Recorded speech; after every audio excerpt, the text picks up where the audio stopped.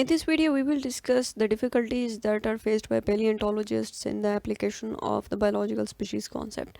So paleontologists जो हैं वो बेसिकली प्रिजर्व मटेरियल्स और फॉसिल्स जो हैं उनके साथ डील कर रहे होते हैं, उनको स्टडी कर रहे होते हैं. तो जो डिफ़िकल्टीज उनको फेस करनी पड़ती हैं, these include evolutionary continuity and amount of evidence that is limited. ठीक है. तो ज़्यादातर पेलियोंटोलॉजिस्ट जो हैं ये फिनॉन और स्पीशीज़ को आपस में कंफ्यूज कर देते हैं, टेक्सॉन और कैटेगरी को, और एविडेंस और इन्फरेंस को.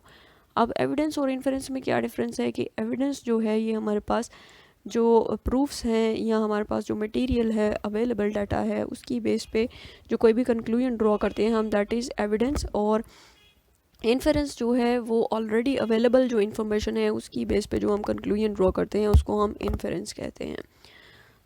हम अगर डिस्कस करें इसको एवोल्यूशनरी कॉन्टीन्यूटी को, तो स्पीशीज़ जो हैं these are continuously evolving system, और वर्टिकली अब स्पीशीज़ की delimitation in the time dimension, ठीक है, जियोलॉजिकल टाइम स्केल में जो स्पीशीज़ की डिलिमिटेशन है ये पर्टिकुलरली जो है इम्पॉसिबल होती है.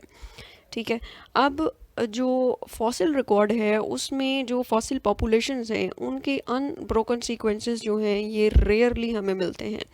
मीन्स के जो इंसिपिएंट स्पीशीज़ हैं उनकी जो फॉसिल रिकॉर्ड है वो हमारे पास रेयरली अवेलेबल होता है, बिकॉज ये एक दूसरे के साथ इस हद तक रिजेंबल कर रहे होते हैं कि इनको हम जो है इन मॉर्फो स्पीशीज़ को हम अलग स्पीशीज़ के तौर पे रिकॉग्नाइज़ नहीं करते. मोस्टली हम इनको सब स्पीशीज़ के तौर पे रिकॉग्नाइज़ कर लेते हैं.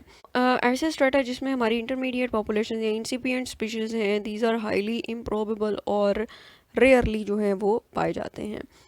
नेक्स्ट है अमाउंट ऑफ एविडेंस लिमिटेड, कि टेक्सोनमिक एविडेंस जो हम बिहेवियरल स्टडीज़, क्रोमोसोमल स्टडीज़ या प्रोटीन्स की जो स्ट्रक्चर या फंक्शन है और जो केमिकल कॉन्स्टिट्यूएंट्स हैं उनकी बेस पे जो है टेक्सोनमिस्ट जो लिविंग स्पेसिमेंट्स के साथ डील कर रहे हैं, ये इंफॉर्मेशन जो है उनको हेल्प आउट करती है इन ड्राइंग द कंक्लूजन्स. ठीक है. सिस्टमैटिक्स या एवोल्यूशनरी हिस्ट्री किसी भी स्पीशीज़ की स्टडी करने में उनको हेल्प आउट कर रही होती है.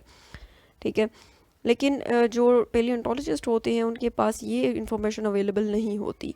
ठीक है. लिमिटेड इन्फॉर्मेशन अवेलेबल होती है. लेकिन अगर हम बात करें दूसरी इन्फॉर्मेशन की, जैसे कि सैम्पल्स में वेरिएशन है, एसोसिएटेड फाना एक स्ट्रेटा के अंदर और कितना है, ठीक है, पेलियो इकोलॉजी, जियोग्राफी, ठीक है, हॉरिजॉन और टाइम जो है उसको अगर हम जियोलॉजिकल टाइम को देखें तो ये एबंडेंट इन्फॉर्मेशन जो है ये पेलियोंटोलॉजिस्ट के पास अवेलेबल होती है किसी भी जो स्पीशीज़ है उसकी टेक्सोनोमिक और सिस्टमैटिक स्टडीज़ को परफॉर्म करने के लिए.